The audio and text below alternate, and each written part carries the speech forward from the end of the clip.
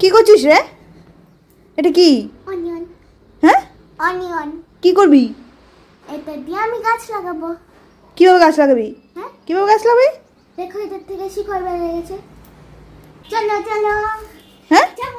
এখনই লাগাবি? হ্যাঁ। পাগল লাগেছিস? না, তাহলে দেখো এটার থেকে বের হয়ে গেছে। এক্ষুনি লাগাতে হবে? একটু পরে যা, হ্যাঁ হ্যাঁ। একটু পরে যা। না, তোমরা দেখো ও নাকি গাছ লাগাবে। বাবা চল মামা, এটা হবে না, হবে হবে না। হবে। কি করে লাগাতে হয় গাছ দেখা তো?